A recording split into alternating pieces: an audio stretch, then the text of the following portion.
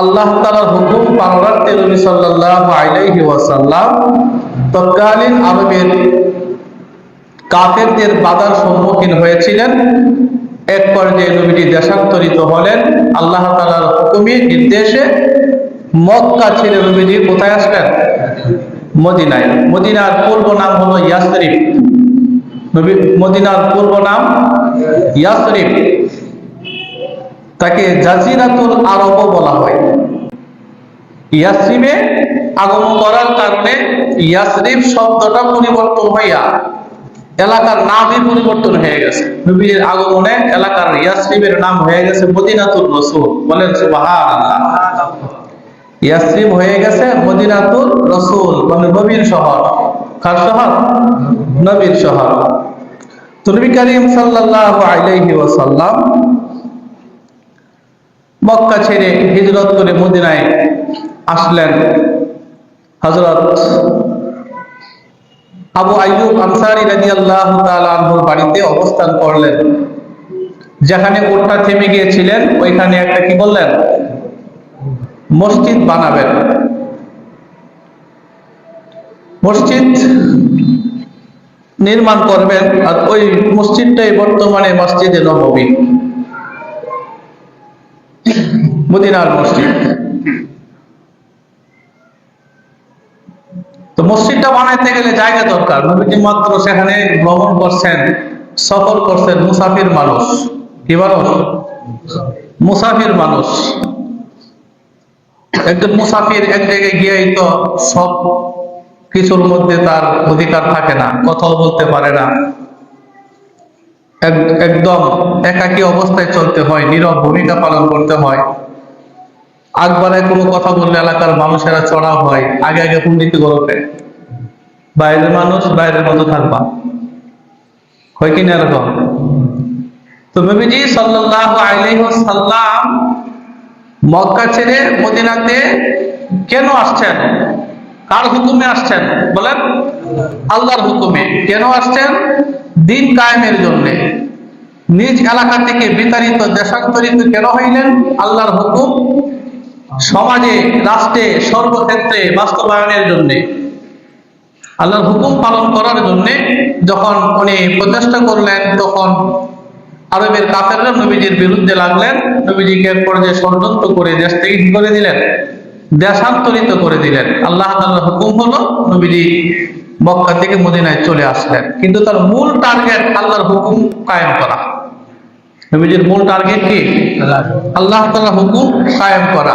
এমন নয় যে আমার মুরিদেরা মদিনা থেকে আমাকে আহ্বান করছে, হুজুর আমাদের কাছে চলে আসেন, আমরা আপনাকে দেখে রাখবো, আপনার সব সুযোগ সুবিধা, ইজ্জত সম্মান যা কিছু করার লাগে আমরা করব, আপনি শুধু আমাদের বাড়িতে খাইবেন আর ঘুমাইবেন, আর কোনো কাম নাই।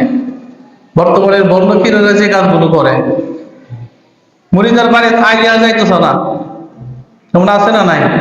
টেহার গাঠটি বইরা এর বাড়ি খতম, এবারে মিলাদ, এবারে এইটা সেইটা কইরা টেহার একটা ফুটলা বান্ধা করে বাড়িতে। কিন্তু মূল কাজ উনি যে ফিরসা কিভাবে চলতে হবে, মুরিদদেরকে কি দিক নির্দেশনা নাই। যে মুরিদের বাড়ি থাকতে খাইতেছে, চলতেছে, ফিরতেছে, অপর বাড়িতে মানুষের বাড়িতে যায় যায় দাওয়াত খাইতেছে, এই মুরিদ আবার সুদও খায়, ঘুষও খায়, সুদের ব্যবসাও করে, মানুষের উপরে জুলুমও করে, হ্যাঁ, মানুষের হক নষ্ট করে। এরকম আছে না নাই? কিন্তু এর কোনোদিন কই না সাবধান, তুমি যদি সুদ খাও তোমার বাড়িতে আমি থাকবো না, তুমি যদি ঘুষ খাও তোমার বাড়িতে থাকবো না, তুমি যদি অন্যায় ভাবে কারো উপর জুলুম করো তোমার সাথে আমার সম্পর্ক নাই, তুমি যদি এতিমের মাল নষ্ট করো তোমার সাথে আমার কোনো সম্পর্ক নাই। এ মনে করছে যা মন চায় তা করো, আমি প্রতিদিন মজার মজার খাবার খাইতেছি, আরামের বিছানায় ঘুমাইতেছি, এটাই আমার যথেষ্ট। মাস শেষ হইব, সব মুরিদের বাড়ি দোয়া করা শেষ, টেয়ার ফুটলা ডলে বাড়ি যাবো না।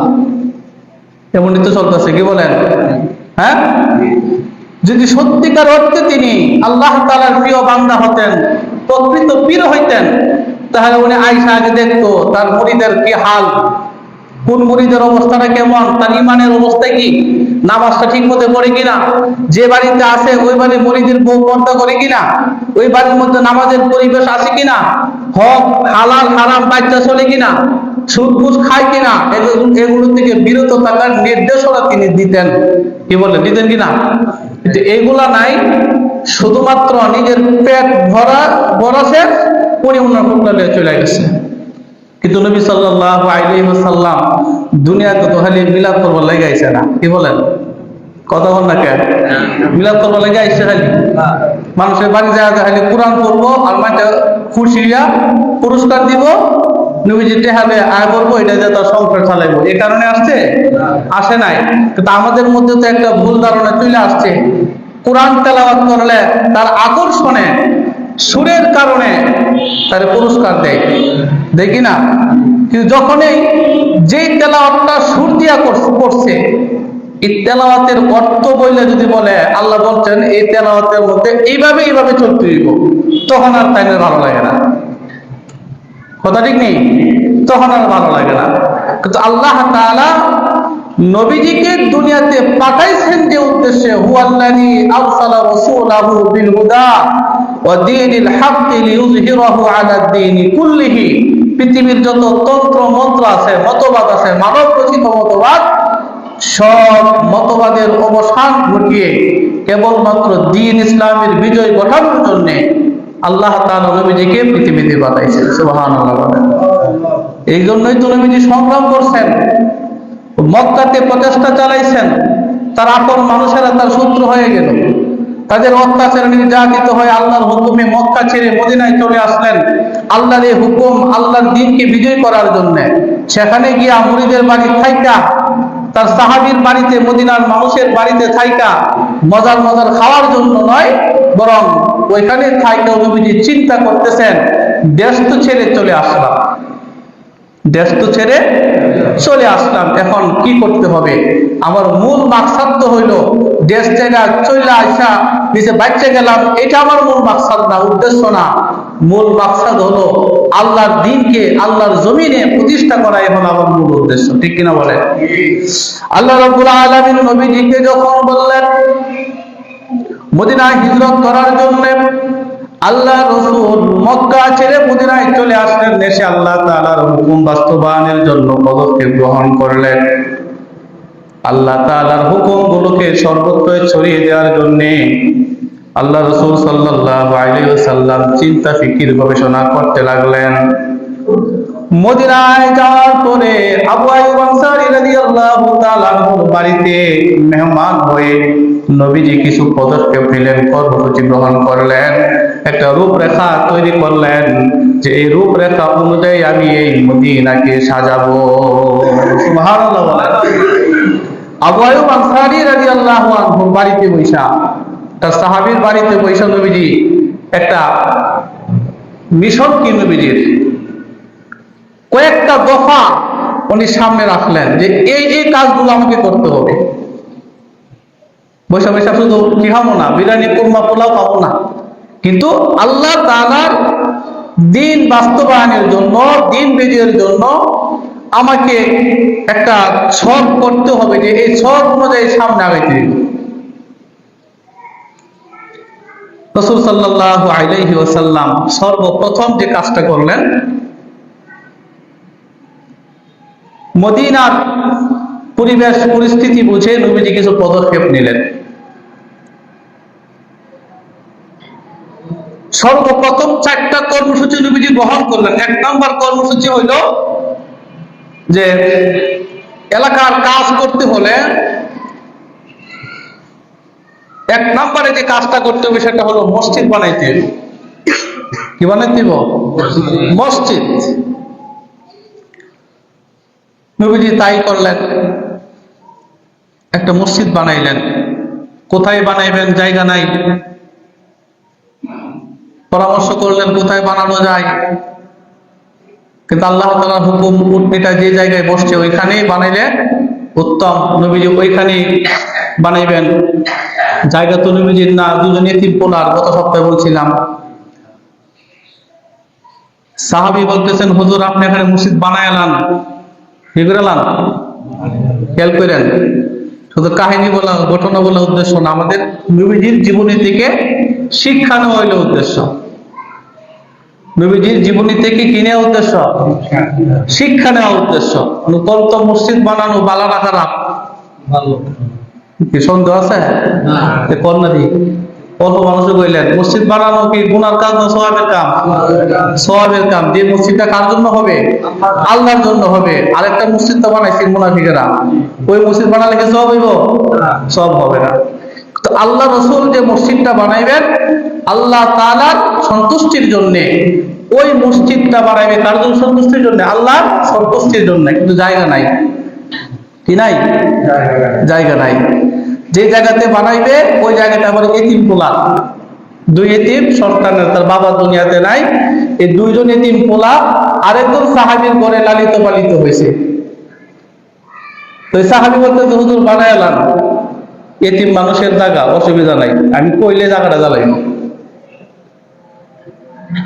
যেটা আমাদের সমাজে অনেক সময় হয়, এতিম মানুষ হইলে জোর জবরদস্তি কইরা গুলিলাল করা লাগে না, এটা এমনি তো হয়, আছে না নাই?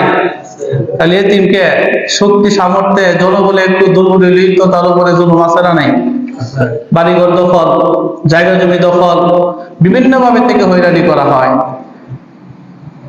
তো মসজিদ আল্লাহর ঘর, এই মসজিদ বানাইতে গেলেও জায়গাটা পিওর লাগবো।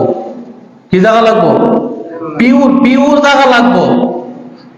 কিছু মানুষ আছে ফেস লাগাই না, মানুষ দেখবেন মানে জান চালাইছে হের জায়গা, হের উনিশের জায়গা আনবার লাগে, কিন্তু কোনো কারণে আনতে পারে না, ফেস লাগায় জামেলার একটা জায়গা আল্লাহ রাস্তা দান করে দিছি, এনে মসজিদ বানাবো। কি বানাবো? মসজিদ বানাইবো।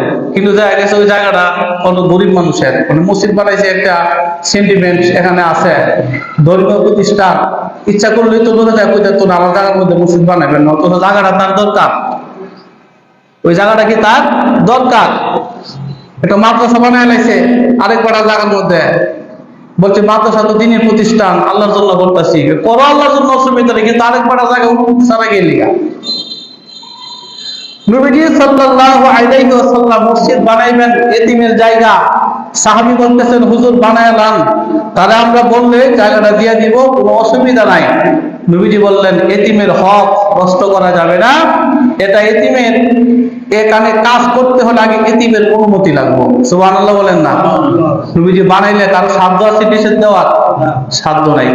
কিন্তু নবীজি বলছে যে এখানে মসজিদ বানাইলে যার জায়গা তার কাছ থেকে অনুমতি নিয়া তারপরে বানাইতে হবে, এবং এই জায়গাটা ক্রয় করব, ন্যায্য মূল্য তাকে দেব, নাম কাগজটা আসতে ধরাই দেওয়া জায়গা নিব এরকম না, তাদের জোর করে টিপসলিয়া লাগবে এরকম না, জায়গার যে দাম আছে প্রয়োজন আরো বেশি দেব, কিন্তু এই জায়গার প্রকৃত মালিক থেকে জায়গাটা কি করতে হবে?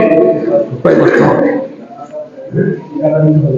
আল্লাহ রাসূল সাল্লাল্লাহু আলাইহি ওয়াসাল্লাম এতিমের বাড়িতে লোক পাঠাইলেন, বলা হলো যে তোমার জায়গা এখানে মসজিদ বানানো হবে, অনুমতি দাও। এতিম ছেলেরা জিজ্ঞাসা করছে জায়গা কিনবে কে? লোকটা কেটা চিন্তা করো দেখি না লোকটা ভালো না খারাপ। এমন লোক হতো আছে কিনার কথা কইয়া কিছু বাইনা দিয়ে পরে টেহা দেয় না, এরকম আছে না? তো এই দুই এতিমে বলতেছে আমি লোক দেখে জায়গা দিব, যারা তারা জায়গা দিব না। আল্লাহ রাসূল সাল্লাল্লাহু আলাইহি ওয়াসাল্লাম এতিমের সম্পদে জায়গাটা ক্রয় করার জন্য যখন এতিমের বাড়িতে গেলেন, দুইজন এতিম সন্তান আল্লাহ রাসূলকে দেখে আশ্চর্য হইয়া আনন্দিত হয়ে গেলেন। সুবহানাল্লাহ। কারণ আল্লাহ রাসূলের কথা ইতিপূর্বে তারা বিভিন্ন জনের কাছে শুনেছেন, যখনই জানতে পারলেন তিনি আল্লাহ রাসূল, দুই ভাই এতিম সন্তান নবীজিকে পাইয়া খুশি হয়ে গেলেন। ইয়া রাসূলুল্লাহ কেন এসেছেন? কারণ কি আল্লাহ রাসূল বললেন তোমাদের জায়গায় আমি একটা মসজিদ বানাবো, এই জায়গাটা তোমাদের থেকে ক্রয় করে নিতে চাই। দুইজন এতিম সন্তান বলল ইয়া রাসূলুল্লাহ মসজিদ বানাইবেন আল্লাহর জন্য, আমাদের এই জায়গাটা আপনাকে এমনিতে আমরা দিয়ে দিলাম। সুবহানাল্লাহ। আল্লাহ রাসূল চিন্তা করলেন আনন্দের আতিশয্য মহব্বতের কারণে দুইজন এতিম সন্তান জায়গা দিয়ে দিবে, ঠিক আছে, কিন্তু তারা এতিম, এই জায়গাটা দিলে তাদের চলাফেরার সমস্যা, আর কোন জায়গা তাদের নাই, কোন জায়গা ক্রয় করবে এমন ক্ষমতাও তাদের নাই।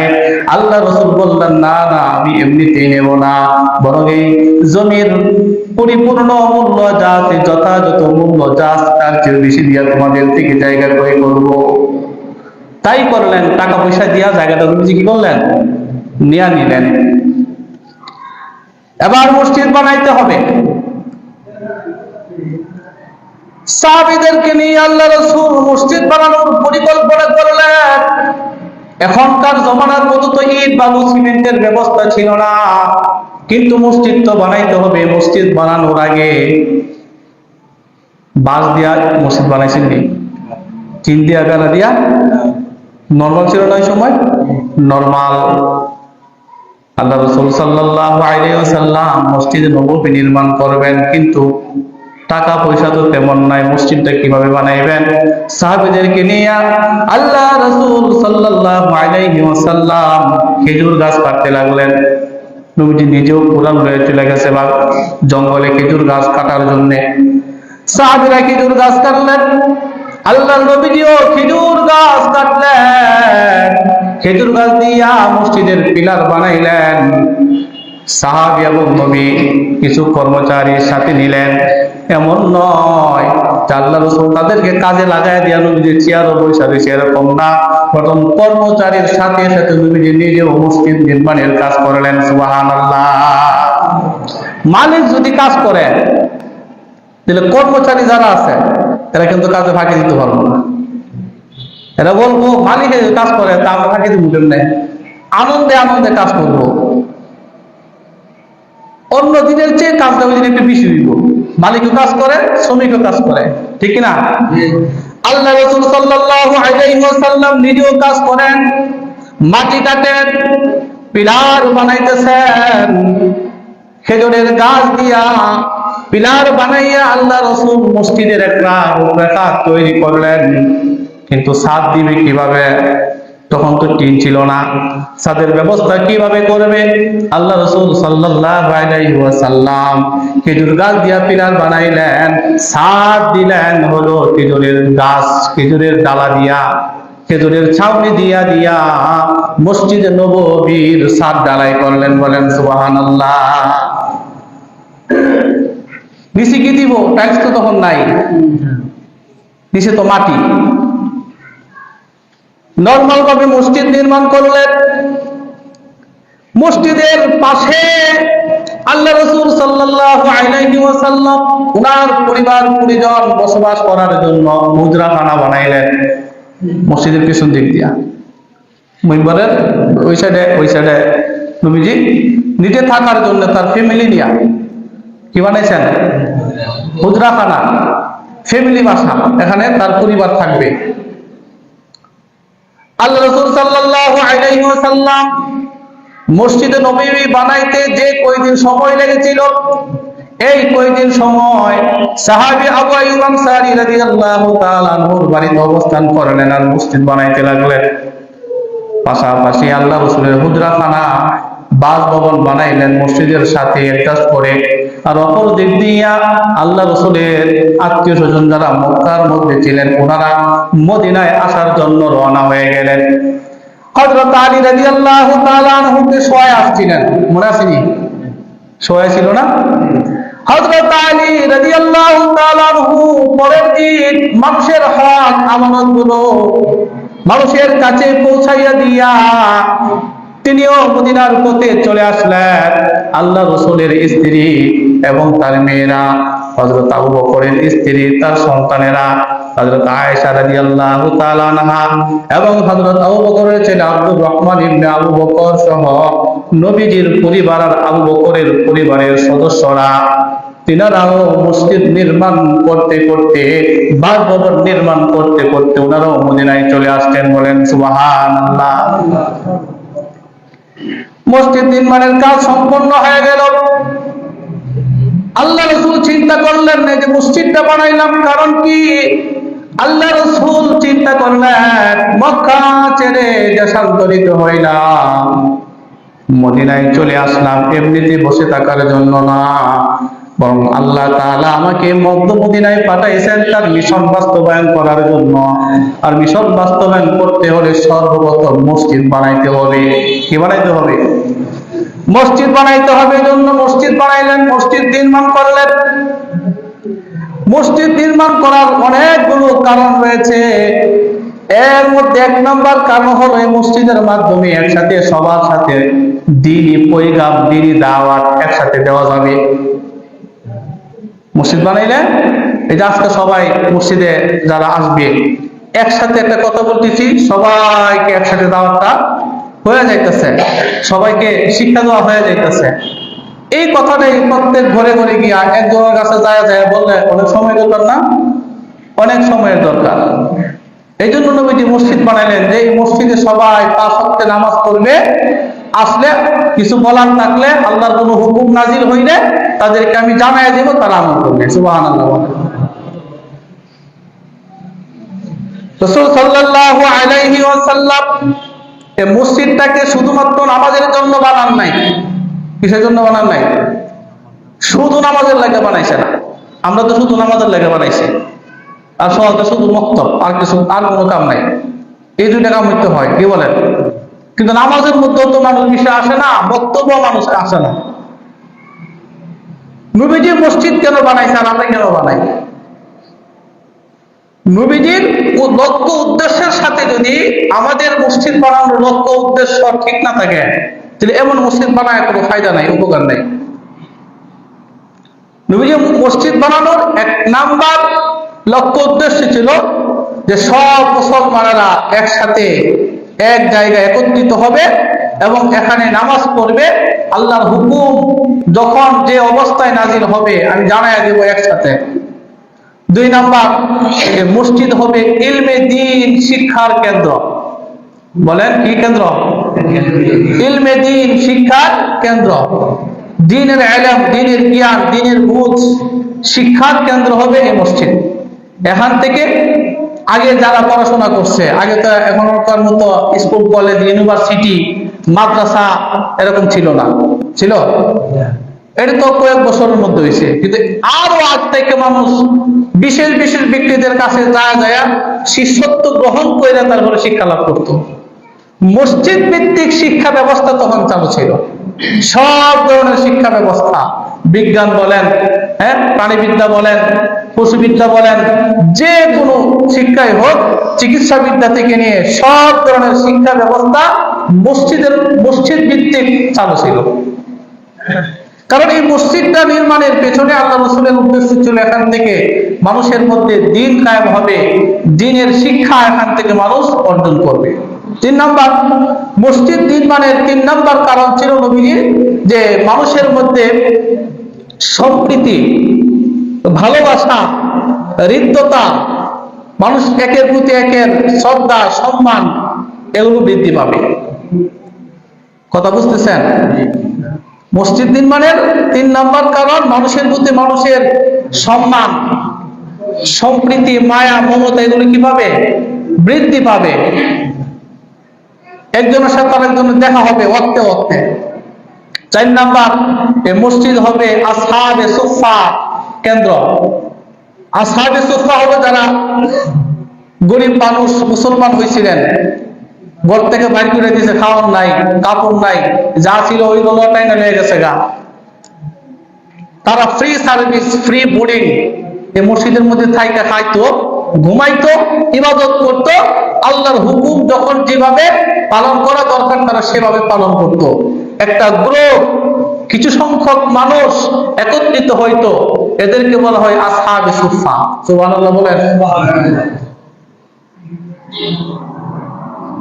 দুর্বল, অর্থনৈতিকভাবে সম্পদশালী না, দুর্বল মানুষ, কোথাও জায়গা নাই, এরা মসজিদে থাকতো।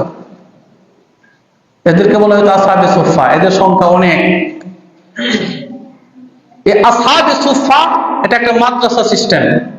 এরা এই মসজিদে থাইকা দ্বীনের ইলম অর্জন করত। আল্লাহ রাসূলের সাথে জিহাদের সময় হইলে জিহাদে যাইতো। আল্লাহর হুকুম যখন যেভাবে বাস্তবায়ন করা দরকার তারা সেভাবে বাস্তবায়ন করত।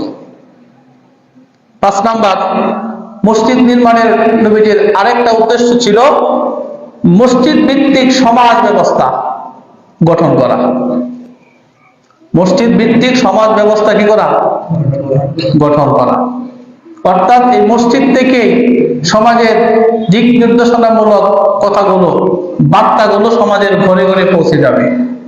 যে কোনো বিষয়ে এই মসজিদ থেকে সিদ্ধান্ত হবে। ঘরের কোনার মধ্যে বৈশা বৈশা সিদ্ধান্ত হয় যে কি পেঁয়াজ দেওয়ার লাগে, কথা বুঝতেছেন? ঘরের কোনা চিপা চাপাই বৈশা বিচার সালিশের দরবার হয় যে কি দেওয়া লাগে, টাকা দিয়া বিচার এদিক সেদিক করা লাগে। যদি মসজিদে উন্মুক্ত ভাবে সবার উপস্থিতিতে বিচার কার্য সম্পাদন হইতো, তাহলে ঘুষ দেওয়ার কোন সুযোগ আছে? সুযোগ আছে না। কেউ যদি ইচ্ছা করে ক্ষমতার বলে, তার কথার বলে, কথার মার পেছে একজন দোষী মানুষের নির্দোষ বানায় লেগে চায়, তো সবার চোখের মধ্যে সামনে এই কাজটা করতেছে, ধরা পড়তো না? সবাই প্রতিবাদ করবো কিনা? প্রতিবাদ করবে। রাসূল সাল্লাল্লাহু আলাইহি ওয়াসাল্লাম মসজিদ ভিত্তিক সমাজ বা রাষ্ট্র গঠন করার জন্য এই মসজিদ প্রতিষ্ঠা করেছিলেন। আজকাল মসজিদ ভিত্তিক সমাজ ব্যবস্থা না থাকার কারণে শুধুমাত্র 5 ওয়াক্তের নামাজ আর সকালের মক্তবের কাজ ছাইলেই আমরা মসজিদের দায়িত্ব থেকে মনে করি আর কোনো কাম নেই আমার। আর মসজিদের লাইট নষ্ট হয়ে গেলে লাইট ঠিক করবো, ফ্যান নষ্ট হইলে ফ্যান ঠিক করবো, বাথরুম নষ্ট হইলে বাথরুম ঠিক করবো। এই কাজগুলো নিয়ে মানুষ ব্যস্ত। কিন্তু মসজিদ প্রতিষ্ঠার মূল মাকসাদ যে ছিল, ওই মাকসাদ থেকে আমরা কি হয়ে গেছি? দূরে চলে গেছি। যার দরুন অনেক সময় মসজিদের মধ্যে ওই কথাগুলো বললে দুনিয়ার কথা মসজিদে গিয়ে লেখা বাইরে দেখো। দুনিয়ার বিচার করার জন্য আল্লাহ রাসূল কি মসজিদ প্রতিষ্ঠা করছে। দুনিয়ার মানুষ অন্যায় অনাচার রাহাজানি মারামারি করবে, মসজিদ থেকে কি করা হইতো? বিচার করা হইতো।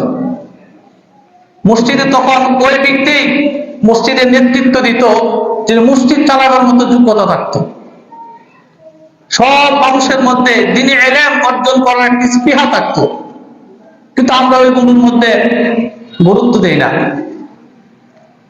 এজন্যই সমাজ থেকে বৈষম্য দূর হয় না।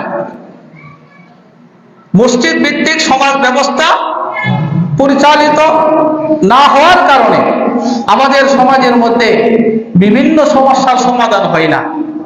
অসৎ উপায় অবলম্বন করতে হয়। তালাক হয়ে গেলে ওই তালাকটা তালাক হইতে দেয় না, ওইটা যে কোনো ভাবে গোলামি দিয়ে আবার একসাথে চালায় দেয়। এমন আছে না নাই? এর লেগা কারণ ওই যে দিন সম্পর্কে জানা নাই, মসজিদের মধ্যে তো এইগুলো খোলাখুলি আলোচনা হইতো। এখন বিচার আচার হইলে হুজুর যদি থাকেও মসজিদের বিচারের মধ্যে, হুজুর মানুষ সামনে গিয়ে লেগেছেন, আপনি তো বুঝতেন না। এমন হয় কি হয় না? সমাজের বাস্তবতা। হুজুরে বুঝতো না, হুজুরে সবাই বুঝা, হুজুরে এই বিচারটা বুঝতো না। চিন্তা করছেন কথা? কারণ হুজুরে থাকলে হে 2 নম্বর এ করতে না। হুজুরে যদি প্রত্যেক বিচার সালিসের মধ্যে রাখে মসজিদের হুজুরকে, তাইলে ওইখানে 2 নম্বরে করার কোনো সুযোগ নেই। কি বলেন আছে? থাকবে না। কিন্তু ইচ্ছা করে হুজুরে দূরে রাখে। এই হুজুরের কাম এগুলো না।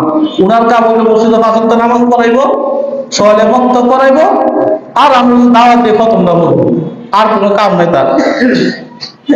এই যে মন মানসিকতা থাকার কারণে আমাদের সমাজ থেকে অন্যায় অত্যাচার যেগুলো দূর হচ্ছে না। মসজিদ ভিত্তিক সমাজ ব্যবস্থা যখন থেকে দূর হয়ে গেছে, তখন থেকে আমাদের মধ্যে সমস্যা শুরু হয়েছে। এই জন্য এই সমাজকে যদি আপনি সঠিকভাবে দিক নির্দেশনা দিতে চান, তো মসজিদ ভিত্তিক সমাজ ব্যবস্থা গঠন করা অপরিহার্য। 6 নাম্বার, নবীজি সাল্লাল্লাহু আলাইহি ওয়াসাল্লাম মসজিদ নির্মাণ করেছেন এই কারণে যে কাফের যারা আছে, কারা? কাফেররা মসজিদের মুসল্লিদেরকে দেখা, তাদের সুন্দর আচার আচরণ, তাদের নামাজ পড়ার দৃশ্য দেখা তাদের অন্তর পরিবর্তন হবে, তারা মুসলমান হয়ে যাবে। সুবহানাল্লাহ। হয়েছে এরকম। নবীজির জামানায় সাহাবীরা যখন মসজিদে কাতার সোজা করে সারিবদ্ধভাবে একসাথে সুন্দর করে দাঁড়াইলে সুন্দর লাগে না? কাতার সোজা করে দাঁড়াইলে এই দৃশ্য দেখা কাফেররা দেখা তাদের মন পরিবর্তন হয়ে গেছে, কালিমা পড়ে তারা মুসলমান হয়ে গেছে। সুবহানাল্লাহ। সর্বশেষ যে উদ্দেশ্যে মসজিদ আল্লাহ রাসূল বানাইছিলেন, সেটা হলো এই এই মদিনাতে বসবাসরত অবস্থায় নবীজির প্ল্যান ছিল, পরিকল্পনা হলো এরকম যে আল্লাহর হুকুমকে সব জায়গায় বিজয়ী করবেন। সব জায়গায় আল্লাহর হুকুম বাস্তবায়ন করতে গেলে কাফের শক্তির বাধা আসবে, কাফেরদের বাধা আসবে, মুনাফিকদের বাধা আসবে, মুশরিকদের বাধা আসবে। তাদের মোকাবেলা করার জন্য কিছু জানবাজ প্রতিশ্রুতিশীল মানুষের প্রয়োজন, যারা যে কোনো মুহূর্তে আল্লাহর জন্য জীবন দিবে, আল্লাহর হুকুম বাস্তবায়নের জন্য জীবন দিবে। জিহাদি কার্যক্রমে যখন আল্লাহ আদেশ করবেন জিহাদ করার জন্য, তারা জিহাদে যাবে, এমন কিছু লোক তৈরি হবে। আল্লাহ রাসূল ওই কাজটাই করলেন, মসজিদ নির্মাণ করলেন। এই পরিকল্পনা নিয়ে মৌলিকভাবে 7টা বিষয়কে সামনে নিয়ে মসজিদ নির্মাণ হয়ে গেছে। মক্কার জমিনে যখন নবীজি মসজিদে যাওয়ার ইচ্ছা করতেন, কাফেরদের কারণে মসজিদে যাইতে পারতেন না। সাহাবীরা নামাজ পড়লে কাফেররা অত্যাচার করত। মক্কাতে যদি কোথাও অগোচরে গোপনে নামাজ পড়তো, কাফেররা আইসা ঘাড়ের মধ্যে বিভিন্ন বোঝা দিয়ে রাখতো। নাউজুবিল্লাহ বলেন। নবীজি কাবার চত্বরে নামাজ পড়তেছেন, আবু জাহেল উটের নাড়ি মুড়ি নবীজির ঘাড় উপরে ডাইলে দিছে। নবীজি উঠতে পারতেছেন না। হযরত ফাতেমা রাদিয়াল্লাহু আনহা এই অবস্থায় দেখা দৌড়ে কাঁদতে আম্মা জান খাদিজা রাদিয়াল্লাহু আনহার কাছে গেলেন, গিয়ে বললেন, আমার আব্বুর ঘাড়ের মধ্যে কাফেররা উটের নাড়ি মুড়ি দিয়ে রাখছে, নবীজি আমার আব্বা জান সিজদা থেকে উঠতে পারতেছেন না। হযরত খাদিজাতুল কুবরা রাদিয়াল্লাহু আনহা সহ হযরত ফাতেমা রাদিয়াল্লাহু আনহা সহ দৌড়ে আয়েশা এই নাড়ি মুড়ি সরাইছে। কিন্তু আমাদের নামাজের সুন্নত আছে কথা বলা, কে বাড়ি নামাজ পড়লে বাড়ি মারে না। বিশেষ বেশি নাতিপুতি থাকলে একটু গাড়ি উঠে আর কি, নাতিপুতি থাকলে এটা সম্মানে, এটা আদরে মহাব্বতে নাতিরা পাশে রেখে নামাজ পড়লে অনেক সময় দেখুন টুপি লেজুর মারছে, গাড়িটা বয়ে দিচ্ছেন তার সুরতে উড়াইয়া বয়ে গেছে গা, এমন হয় না? এটা ফুলা মানে অসুবিধা নাই। কিন্তু আল্লাহ রাসূল নামাজ পড়লে, সাহাবীরা নামাজ পড়লে কাফেররা কি করতো? অত্যাচার করতো, বিভিন্ন ভাবে হেনস্থা করতো। মদিনার মসজিদ যখন হয়ে গেল, এখন সব মানুষ নামাজ পড়বে একসাথে, মসজিদের মধ্যে নির্বিঘ্নে নামাজ পড়বে, বাধা দেওয়ার মতো কোনো লোক নাই। সবার মনের মধ্যে একটা আনন্দ, সুবহানাল্লাহ। মসজিদে যায় নামাজ পড়বে, আল্লাহ রাসূলের পেছনে নামাজ পড়তে হবে, কিন্তু সবাই একসাথে নামাজ পড়বে। কখন কে আসে কেউ তো জানে না, কিভাবে আসবে। সাহাবায়ে কেরামদেরকে নিয়ে নবীজি চিন্তা করতে লাগলেন, পরামর্শ করতে লাগলেন, মসজিদ তো বানাইলাম, নামাজ তো ঠিক টাইমে মসজিদে আইসা পড়তে দিব। কি বলে? মসজিদ বানাইছে নবীজি, নবীজির মসজিদের মধ্যে ঠিকঠাক মতে সঠিক সময়ে মসজিদে কি করতে হবে? আসতে হবে, নামাজ পড়তে হবে। কি করা যায়? তখন সাহাবায়ে কেরামের মধ্যে বিভিন্ন জন বিভিন্ন মত দিলেন। হুজুর, আযানের সময় আমরা ওইটা এসে নামাজ পড়বো, একটা এমন ব্যবস্থা করা হোক যেটা শুনলেই বুঝতে পারবো যে নামাজের সময় হয়েছে। তো কি করা বলো? একজনে কয়, হুজুর নামাজের সময় হইলে আমরা ডুল বাইরামো, একজনে বার করে দিবেন, হে এলাকার মধ্যে ডুল বাইরাইব। ডুল বাইরাইলে মানুষ বুঝবো যে নামাজের সময় হয়েছে। আরেকজনে কেউ ডুল না, সিঙ্গা ফুক দিব। কি ফুক দিব? সিঙ্গা ফুক দিব। সিঙ্গা ফুক দিলে মানুষ জানবো যে নামাজের সময় হয়েছে, তখন আমরা সবাই আওয়াজ শুনি না মসজিদে চলে আসবো। আরেকজনে কেউ হুজুর বড় করে একটা আগুন ধরাইয়া দিব, আগুন দিয়ে উপরে উঠবো, ধোয়া উঠবো, এলাকার সব মানুষ জানবো যে নামাজের সময় হয়েছে, তখন নামাজে চলে আসবো। এক একজন এক একটা মতামত ব্যক্ত করতে লাগলো। কিন্তু বলেন তো, যে কয়টা কথা বলছি এটা মানার মতো? ডুল বাইরানি কি এটা ইসলামে আছে? নাই। কিন্তু আমরা তো নেশা মনের মধ্যে ডুল বাইরাই। কি কন? বিয়া করে নেক না গুণ আগুন তো নেক না, মানে ডুল বাইরে কিনা?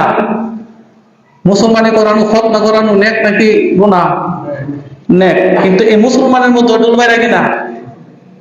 আকিকা করলে সব আছে না নাই? আকিকার মধ্যে এই ডুলবাইরা সন্তান, এই ডুলবাইরা নেই, এই নাচানাচি গান বাজনা এইগুলা দিয়া আমাদের ইসলামের মূল বিষয়গুলো নষ্ট করে লাগছে। আর এই লোক বলে আমরা বলে ইসলাম নষ্ট করতেছি, ইসলাম বলে আমরা ধ্বংস করে লাইতেছি, আমরা হুজুরারে কয়। এর বিয়ার মধ্যে হারাম কাম করে, হ্যাঁ ইসলাম নষ্ট করতেছে না। পুরো আকিকার মধ্যে গান বাজনা বাজায়, হ্যাঁ ইসলাম নষ্ট করতেছে না। খতনা সুন্নতে খতনার মধ্যে গান বাজনা নাচানাচি করে, হ্যাঁ ইসলাম নষ্ট করতেছে না। আমরা ইসলামের কথা বলি, আমাদেরকে বলে আমরা বলি ইসলাম নষ্ট করি, ধ্বংস করে লাইতেছি। তো এই যে ঢুল বাইরানি, সিঙ্গাফু দেওয়া, এক একজন আগুন জ্বালায় দিব, ধোঁয়া উঠবো, এগুলা ইসলাম কি করে না, সমর্থন করে না। নবীজি সাল্লাল্লাহু আলাইহি ওয়াসাল্লাম বললেন, ঠিক আছে তোমাদের মতামত শুনলাম, আজকের মতো এখানে পরামর্শ সভা মুলতবি, যার যার বাড়িতে চলে যাও, দেখা যাক কালকে কি হয়। সাহাবীরা যার যার জায়গাতে চলে গেছে, বাড়িতে চলে গেছে। সাহাবা কেরাম বাড়িতে গিয়ে ঘুমায় পড়লেন। ঘুমন্ত অবস্থায় একজন সাহাবী হযরত আব্দুল্লাহ ইবনে যায়েদ ইবনে আব্দে রব্বিহি রাদিয়াল্লাহু তাআলা আনহু, আব্দুল্লাহ ইবনে যায়েদ আব্দে রব্বিহি রাদিয়াল্লাহু তাআলা আনহু স্বপ্ন যোগে দেখতে পেলেন একজন লোক সিংহা নিয়া আওয়াজ করতে করতে রাস্তা দিয়ে যাইতেছে। অপর এক বর্ণনায় আসছে ঘন্টা নিয়ে আসছে। ঘন্টা বাজানো স্কুলে ক্লাস টাইম শেষ হয়ে গেলে ঘন্টা বাজায়, ক্লাস শুরুতে একটা টুন টুন টুন করে অনেকক্ষণ আওয়াজ দিয়ে বোঝায় যে ক্লাসের সময় হয়ে গেছে, সবাই চলে আসো। ঘন্টার আওয়াজ করতে করতে একজন আগন্তুক সামনের দিকে আসতেছে। হযরত আব্দুল্লাহ ইবনে যায়েদ ইবনে আব্দে রব্বিহি রাদিয়াল্লাহু তাআলা আনহু স্বপ্ন যোগে লোকটাকে ডাক দিলেন, ও হে আগন্তুক, আপনি আমার কাছে আসেন। তো কেন আসবো? আপনার কাছে যে ঘন্টা আছে, ঘন্টা আমার কাছে বিক্রি করবানি। সুবহানাল্লাহ করবেন না? ওই ঘন্টা দিয়া তুমি কি করবা? ও ঘন্টা দিয়া ভালো একটা কাম করবো। কোন কাম? ওই ঘন্টা দিয়া নামাজের যখন সময় হবে আমি ঘন্টা বাজাবো, এই ঘন্টার আওয়াজ শুননা মুসলমানেরা মসজিদে নববীতে নামাজ পড়তে আসবে। সুবহানাল্লাহ বলেন। উদ্দেশ্য ভালো না খারাপ? আরো জোরে কোন ভালো না খারাপ? তো ঘন্টাটা তো ভালো না, ডাকবো নামাজের লাগিয়া, কিন্তু ঘন্টা বাজানোটা কি না ভালো না। আগন্তুক বলল, শোনো, এই ঘন্টা দিয়া তুমি ডাকলে মানুষ আসবে, ঠিক আছে, কিন্তু আমি তোমাকে এমন একটা শিক্ষা দিয়ে দিব, এই ঘন্টা থেকে বেশি উত্তম হবে ওই পন্থা অবলম্বন করলে। তাহলে তো সেইটাই ভালো। সুবহানাল্লাহ। হে নিয়মই তো ভালো, যে নিয়মটা ভালো হবে সেই নিয়মটা আমাকে বলে দেন। তখন ওই আগন্তুক সাহাবী আব্দুল্লাহ ইবনে যায়েদ ইবনে আব্দে রব্বিহি রাদিয়াল্লাহু তাআলা আনহুকে বললেন, আমি আপনাকে কিছু বাক্য শিক্ষা দিচ্ছি, বাক্যগুলো আপনি পড়বেন। আমরা আযানের মধ্যে যে বাক্যগুলো বলি, আল্লাহু আকবার, আল্লাহু আকবার, আল্লাহু আকবার, আল্লাহু আকবার, এর আযানের শুরু থেকে শেষ পর্যন্ত স্বপ্ন যুগে আগন্তুক সাহাবীকে শিক্ষা দিয়ে দিলেন। সুবহানাল্লাহ। সজাগ হয়ে গেলেন তিনি, ফজর রক্ত হয়ে গেল, নামাজে চলে আসলেন, নামাজ পড়লেন। ফজরের নামাজ পড়ে হযরত আব্দুল্লাহ ইবনে যায়েদ ইবনে আব্দে রব্বিহি রাদিয়াল্লাহু তাআলা আনহু নবীজিকে বললেন, ইয়া রাসূলুল্লাহ, আমি তো একটা সুন্দর স্বপ্ন দেখেছি, আপনাকে বলতে চাই। নবীজি বললেন, ঠিক আছে বলো। সাহাবী বলল, ইয়া রাসূলুল্লাহ, স্বপ্ন যুগে একজন আগন্তুক আমাকে বললেন নামাজের সময় যখন হয় তখন যেন আমি এই বাক্যগুলো বা শব্দগুলো বলি। আল্লাহু আকবার, আল্লাহু আকবার বলে আল্লাহু আকবার থেকে লা ইলাহা ইল্লাল্লাহ পর্যন্ত সাহাবী নবীজিকে শোনায়া দিলেন। নবীজি বললেন, এটা তো অনেক সুন্দর বাক্য। সুবহানাল্লাহ বলেন। ও সাহাবী, এই যে বাক্যগুলো শব্দ যুগে তুমি পেয়েছো, এই বাক্যগুলো আমার মুয়াজ্জিন বিলালকে তুমি শিখায়া দাও। আজ থেকে এটাই হবে নামাজে ডাকার নিয়ম পন্থা। সুবহানাল্লাহ বলেন। হযরত বেলাল রাদিয়াল্লাহু তাআলা আনহু তিনি ছিলেন মসজিদে নববীর মুয়াজ্জিন। তাকে আজানের শব্দগুলো শিখায় দেওয়া হলো। আজানের শব্দগুলো শিখায় দেওয়ার পরে হযরত বেলাল যখন আজান দিলেন, আল্লাহ তাআলা আজানের ধ্বনিগুলো মুসলমানদের কানে কানে পৌঁছায় দিলেন। সুবহানাল্লাহ। হযরত উমর রাদিয়াল্লাহু তাআলা দূরে আসছে। কে? হযরত উমর আওয়াজ শুনে দূরে আসছে। আরে দেখি আওয়াজ, সুন্দর আওয়াজ। হযরত উমর আজানের আওয়াজ শুনি না, দৌড়ে আল্লাহ রাসূলের কাছে আসলেন, ইয়া রাসূলুল্লাহ, এই যে আওয়াজটা কিসের আওয়াজ? হযরত রাসূল সাল্লাল্লাহু আলাইহি সাল্লাম বললেন, উমর, এই আওয়াজটা হলো আযানের আওয়াজ। আজ রাতে আল্লাহ তাআলা ফেরেশতার মাধ্যমে এই আওয়াজটা আমার সাহাবীকে শিখাইয়া দিয়েছে। আব্দুল্লাহ ইবনে যায়েদ ইবনে আব্দুর রাব্বি কি শিখাইয়া দিয়েছে, আব্দুল্লাহ ইবনে যায়েদ ইবনে আব্দুর রাব্বি বেলালকে শিখাইছে। এটাই হবে নামাজের ডাকার নিয়ম। হযরত উমর রাদিয়াল্লাহু তাআলা আনহু বললেন, ইয়া রাসূলুল্লাহ, হুবহু এই বাক্যগুলো তো আমি আরো 1 মাস আগ থেকে স্বপ্ন যুগে দেখতেছি। আমার 1 মাস আগ থেকে এগুলো আমি দেখতেছি, আপনাদের হুবহু করে আমার মনে নাই। সুবহানাল্লাহ। এই যে আজানের মতো শুরু হয়ে গেছে, আজান দিব, মুসলমানরা কোথায় আসবে? মসজিদে আসবে। আর আমরা আজান দিলে ভালো করে কম্বলটা লাগাই, কম্বলটা ভালো করে শরীরে দিই ঘুমাইবার লেখা। আজান দিলে আমার কাজের ব্যস্ততা বাড়ে। আজান দিলে তরকারিটা গোয়াইবার সময় পায়। আজান দিলে বাচ্চাটা দুধ খাওয়াবার সময় পায়। কত ঠিক না বেটি? আজানটা দিলে আমার তখন কাস্টমার আয় করে, তখন আর এগুলা সব ভুলে দেখা, মসজিদে আমার কথা ভুলে দেখা, আমার কাছে দোকান বড় হয়ে যায়, আমার কাছে তরকারি বড় হয়ে যায়, আমার কাছে দুনিয়ার সব কাজ বড় হয়ে যায়, আল্লাহর ডাক দেখাটা শুরু হয়ে যায়। কথা ঠিক কিনা বলেন? এই জন্য মসজিদ বানাইছে নামাজ সহ ধর্মীয় যত কাজ আছে, সামাজিক যত কাজ আছে, সব কাজ মসজিদ থেকে নিয়ন্ত্রিত হবে এই উদ্দেশ্যে। আজকে মসজিদটাকে আমরা সঠিক কাজে ব্যবহার করতে পারি না বলে আমরা সব দিক থেকে আমরা ধরা খাইতেছি। দুনিয়ার লাইন থেকেও ধরা খাইতেছি, আখিরাতের লাইন থেকেও আমরা ধরা খাইতেছি। আল্লাহ তাআলা আমাদেরকে সঠিক বুঝ দান করুন। নবীজি সহ সাহাবায়ে কেরাম মদিনাতে বসবাস করতে লাগলেন। আমাদের এই বাংলাদেশ যখন 1971 সালে স্বাধীন হয়, স্বাধীন হওয়ার পরবর্তী কয়েকটি বছর দেশের অবস্থা খুবই ভয়াবহ ছিল। অর্থনৈতিক অবস্থা খুবই মন্দা ছিল, মানুষেরা অনেক অনাহারে ছিল, অর্ধাহারে ছিল। ছিল কিনা? যারা মুরব্বী আছেন আপনারা বলতে পারবেন, আমরা তো বইয়ের পাতার পরে শুনছি, জানতে পারছি। এবং স্বাধীনতা পরবর্তী সময়ে এই দেশের মধ্যে মহামারীও ছিল, কলেরা, ডায়রি, তারপরে বন্যা, জলোচ্ছ্বাস। মহামারীর কারণে, বন্যার কারণে, অর্থনৈতিক মন্দার কারণে আমাদের বাংলাদেশের মানুষ নিদারুণ কষ্ট তাদেরকে সহ্য করতে হয়েছে। একটা যুদ্ধ বিধ্বস্ত একটি নতুন বাংলাদেশ, অপরদিকে অর্থনৈতিক মন্দা, ঘরে খাবার নাই, আরেক দিক দিয়া মহামারী, কলেরা, এই সমস্ত বিভিন্ন সমস্যায় জর্জরিত বাংলার মানুষ তখন খুবই কষ্টে দিনাতিপাত করতেছিলেন। অনেক সময় কষ্ট সহ্য করতে না পেরে বাংলার মানুষের মন থেকে কষ্টের কিছু বিষয় ফুটে উঠত।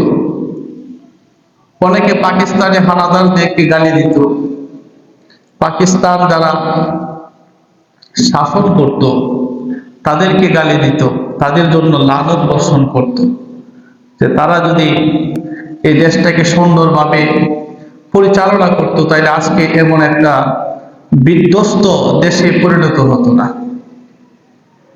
অনেকে তাদের জন্য বদদোয়া করত, করত কিনা? আবার এক দেশ থেকে আরেক দেশে গিয়ে ভ্রমণ করলে ওইখানের পরিবেশ পরিস্থিতির সাথে মানুষ খাপ খাওয়াইতে পারে না। এক জায়গা ছেড়ে অন্য জায়গায় শুইতে গেলে ঘুমে ধরে না, পরিবেশ মিলে না, আবহাওয়া মিলে না, অসুস্থ হয়ে যায়। এমন হয় কি না? সাহাবায়ে কেরাম যখন নবী সাল্লাল্লাহু আলাইহি ওয়াসাল্লামের সাথে নিজ মাতৃভূমি মক্কা ত্যাগ করে দেশান্তরিত হয়ে মদিনায় যখন চলে আসলেন, নতুন এলাকা, নতুন দেশ, ওইখানেও পরিবেশ পরিস্থিতি তেমন একটা সুবিধার মনে হচ্ছে না। প্রথমত আবহাওয়া অনুকূলে না। মক্কার আবহাওয়া আর মদিনার আবহাওয়া ভিন্ন একটা বিষয়। মক্কা ছিল তার নিজের বাড়ি, নিজের গ্রাম, নিজের দেশ, নিজের এলাকা, ব্যবসা বাণিজ্য, চলাফেরা, আত্মীয় স্বজন সবকিছু নির্বিঘ্নে সেখানে করতে পারত। পরিবেশের সাথে একটা খাপ খাইয়ে তারা চলতে পারত। কিন্তু নতুন দেশ, নতুন জায়গায় গিয়া সেভাবে চলার কি নাই, সুযোগ নাই। মন করা হয়ে থাকে সবাই।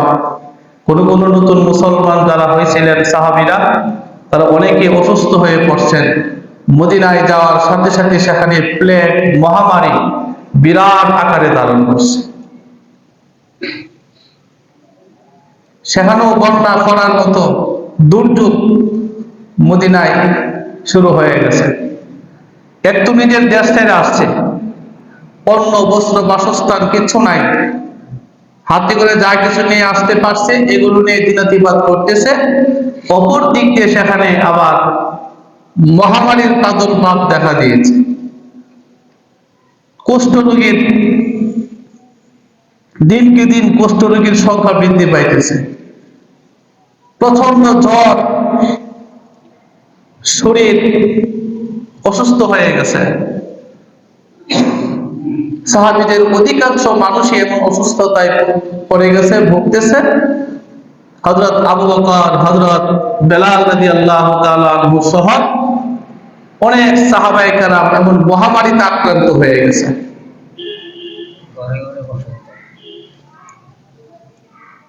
সমস্ত সাহাবায়ে কেরাম নবী সাল্লাল্লাহু আলাইহি ওয়াসাল্লামের কাছে এই বিষয়ে কি করা যায় পরামর্শ নিতে লাগলেন। সাহাবীদের এই কষ্ট নবী সাল্লাল্লাহু আলাইহি ওয়াসাল্লাম সহ্য করতে পারলেন না। নবী সাল্লাল্লাহু আলাইহি ওয়াসাল্লাম একাকী নিবৃত্তে আল্লাহ তাআলার কাছে তখন দোয়া করলেন, আল্লাহ, নিজের দেশ ছাড়লাম, মাতৃভূমি ছাড়লাম, মাতৃভূমি ছেড়ে নতুন একটা দেশে আসলাম, এখানেও মহামারী, বিভিন্ন রোগের আবির্ভাব, নতুন মুসলমানেরা সহ্য করতে পারছে না, সাহাবায়ে কেরাম খুবই কষ্টে আছে। আল্লাহ, আপনি মেহেরবানি করে মক্কাকে আমরা যেমন ভালোবাসতাম, মক্কা যেরকম ভাবে আমাদের জন্য প্রিয় ছিল, মদিনাকেও আমাদের জন্য এমন প্রিয় বাসস্থান বানায় দেন। সুবহানাল্লাহ। কে দোয়া করছেন? নবীজি দোয়া করছেন আল্লাহ তাআলার কাছে। তবে এর আগে যাদের কারণে দেশান্তরিত হতে হয়েছিল, যাদের কারণে নবী সাল্লাল্লাহু আলাইহি ওয়াসাল্লাম নিজের দেশ ছেড়ে, মাতৃভূমি ছেড়ে মদিনায় চলে আসতে হয়েছিল, সাহাবায়ে কেরাম সহ, তাদের প্রতি নবীজি অভিসম্পাত করলেন, লানত দিলেন, অভিশাপ দিলেন। তারা যদি অত্যাচার না করত, তারা যদি জুলুম নির্যাতন না করত, তাহলে তো নবীজি সহ সাহাবায়ে কেরাম নিজের দেশ ছাড়তে হতো না। কথা ঠিক কিনা? আর মক্কার সবচেয়ে বড় বড় লিডার যারা ছিল, আবু জাহাল, উতবা ইবনে রবিয়া, সাইবা ইবনে রবিয়া, উমাইয়া ইবনে খালফ সহ বড় বড় লিডারদের নাম নিয়ে নিয়ে তখন নবীজি তাদের জন্য বদয়া করছে।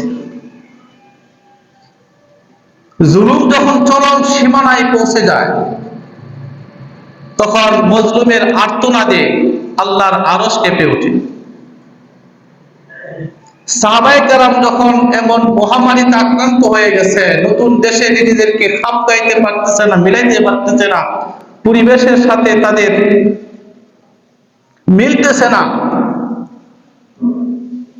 আল্লাহ রাসূল সাল্লাল্লাহু আলাইহি ওয়াসাল্লাম দোয়া করলেন, আল্লাহুম্মা লান শাইবাতা ইবনে রবিআ ওয়া উতবাতা ইবনে রবিআ ওয়া উমাইয়াতা ইবনে খালফ কামা আখরাজুনা মিন আরদিনা ইলা আরদিল ওয়াবা। আল্লাহ রাসূল সাল্লাল্লাহু আলাইহি ওয়াসাল্লাম আল্লাহ তাআলার কাছে দোয়া করলেন, হে আল্লাহ, আল্লাহুম্মা লান শাইবাতা ইবনে রবিআ ওয়া উতবাতা ইবনে রবিআ ওয়া উমাইয়াতা ইবনে খালফ। হে আল্লাহ, শাইবা ইবনে রবিআ, উতবা ইবনে রবিআ, উমাইয়া ইবনে খালফ, এদের প্রতি আপনি অভিসম্পাত বর্ষণ করুন, লানত বর্ষণ করুন, এদেরকে ধ্বংস করে দেন। কামা আখরাজুনা মিন আরদিনা ইলা আরদিল ওয়াবা। তারা যেমনি ভাবে আমাদেরকে আমাদের নিজের দেশ, নিজের মাতৃভূমি আমাদেরকে ছাড়তে বাধ্য করেছে জুলুম নির্যাতন করে, একটা মহামারীতে আক্রান্ত মদিনা ইয়াসরিবে আসার জন্য তারা আমাদেরকে অত্যাচার করেছে। তাদের অত্যাচারে অতিষ্ঠ হইয়া আমি সহ সাহাবায়ে কেরাম নিজের মাতৃভূমি দেশ ত্যাগ কইরা মক্কা ছাইরা মদিনায় চলে আসছে। তাদের কারণে আল্লাহ আপনি তাদেরকে ধ্বংস করেন, তাদের উপরে অভিশাপ দেন, তাদেরকে আপনি শেষ করে দেন। দোয়াটা কি শক্ত হয়েছে না হালকা হয়েছে? কতটুকু কষ্ট পাইলে পরে একজন আরেকজনের বিরুদ্ধে এত কঠিন দোয়া করতে পারে, বদদোয়া দিতে পারে। আমরা তো একটা সময় বদদোয়া দিছি, স্বৈরাচারের বদদোয়া দিছি না? স্বৈরাচার আমলে আলেম উলামারা যখন অত্যাচার অতিষ্ঠ হয়ে গেছে, নির্ভয় নিবৃত্তে যেভাবেই হোক যার যার অবস্থান থেকে আমরা স্বৈরাচার হটানোর জন্য আল্লাহর কাছে কত দোয়া করছি আমরা। জুলুম এমন একটা জিনিস, এটা আস্তে আস্তে এটা বাড়তে থাকে, প্রকট আকার ধারণ করে, আপনি বুঝতেই পারবেন না কখন আপনার ধ্বংস চলে আসছে। নবীজি তাদের জন্য যখন আল্লাহ তাদেরকে ধ্বংস করেন, এই নেতাগুলোর কারণে, এই লিডারগুলোর কারণে আমি সহ আমার সাহাবায়ে কেরাম নিজের দেশে থাকতে পারে নাই। আজকে এমন একটা মহামারীতে আক্রান্ত দেশে আমরা অবস্থান করতেছি, আবহাওয়ার সাথে আমাদের মিলতেছে না, পরিবেশের সাথে মিলতেছে না। এখানকার পানির অবস্থা ভালো না, পানিও খাইতে পারতেছে না, সবাই অসুস্থ হয়ে পড়তেছে, ডায়রিয়া, কলেরা, প্রচন্ড জ্বরে আক্রান্ত হয়ে গেছে। কষ্ট আর সহ্য হচ্ছে না। আল্লাহ ওই জালেমদেরকে আপনি ধ্বংস করে দেন। এরপর আল্লাহ রাসূল দোয়া করলেন, সুম্মা ক্বালা রাসূলুল্লাহ সাল্লাল্লাহু আলাইহি ওয়াসাল্লাম, আল্লাহুম্মা হাব্বিব ইলাইনাল মাদিনাতা কাহুব্বিনা মাক্কাতা আও আসাদ্দা। হে আল্লাহ, আপনি আমাদের জন্য মদিনাবাসীর প্রতি, মদিনার প্রতি ভালোবাসা বৃদ্ধি করে দেন। আমরা যেন আমাদের পূর্বের মক্কাকে যেমন ভালোবাসতাম, এমন ভালোবাসা আমাদের অন্তরে জাগিয়ে দেন, যেন মদিনাকেও আমরা সেরকম ভালোবাসতে পারি। সুবহানাল্লাহ। শুধু তাই নয়, আও আসাদ্দা, শুধু সমপরিমাণ ভালোবাসা নয়, মক্কাকে যেমন ভালোবাসতাম তার চেয়েও বেশি ভালোবাসা যেন আমরা মদিনাকে বাসতে পারি, সেই তৌফিক দান করেন। কারণ মক্কায় যাওয়ার তো এখন আর সুযোগ নাই, এখানেই থাকতে হইব, মরি বাসি, খাই না খায়, সুস্থ থাকি অসুস্থ থাকি, এখন আমাদেরকে মদিনাতেই থাকতে হবে, মক্কায় যাওয়ার কোনো সুযোগ আপাতত নাই। কাজে মক্কাকে যেমন আমরা ভালোবাসতাম, আমাদের দেশকে যেমন ভালোবাসতাম, এখন আমাদেরকে মদিনাকেও যেন তেমন ভালোবাসতে পারি, বরং তার চেয়েও বেশি ভালোবাসতে পারি, এমন তৌফিক আমাদেরকে দান করেন। আল্লাহুম্মা বারিক লানা ফি সাইনা ওয়া মুদ্দিনা ওয়া সাহহিহ লানা ওয়া নকুল হুম্মাহা ইলাল দুফা। আমরা অনেক সময় যখন খাবার পাকাই, মেহমান দাওয়াত দেই, অথবা কোনো জায়গায় গেছি, টাকা পয়সা সাথে আছে, যে পরিমাণ টাকা পয়সা থাকে, টাকা পয়সা আর বেশি দিন থাকবে না, শেষ হয়ে যাবে, খরচ হয়ে যাবে।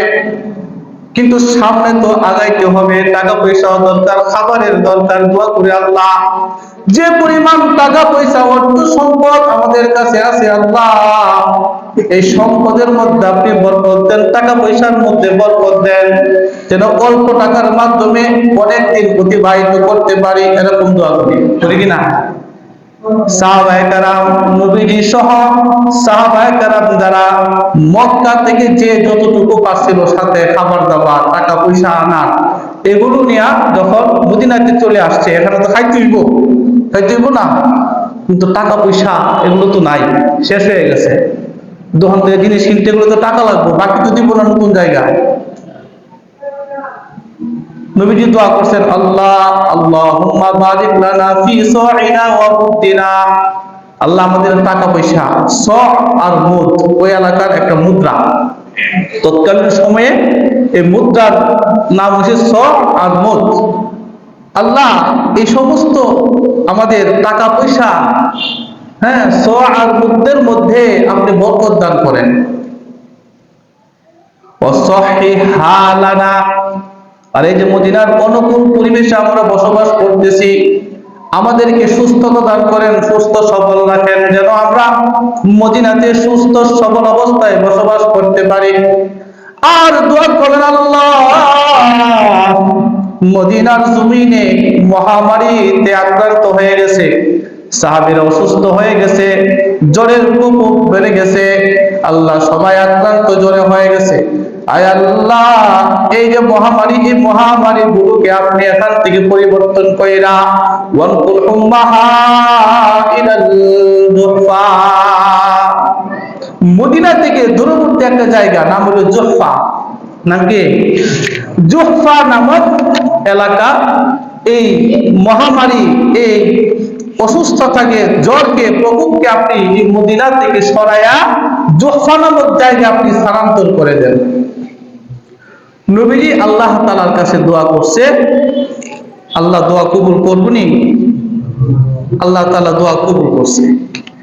ওইখান থেকে মহামারীগুলো দূর হয়ে গেছে, সাহাবায়ে কেরাম সুস্থ হয়ে গেছে, মদিনার পরিবেশ অনুকূলে চলে আসছে, এখানে বসবাস করার উপযোগী হয়ে গেছে।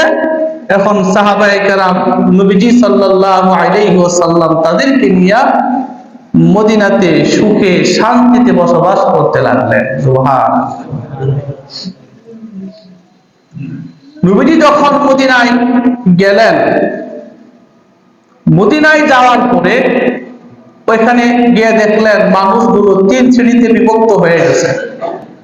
কয় শ্রেণী? খেয়াল করেন, কয় শ্রেণী? এই যে নবীজির কাহিনী বলতেছি, নবীজির জীবনী বলতেছি, এর মধ্যে শিক্ষা আছে না নাই?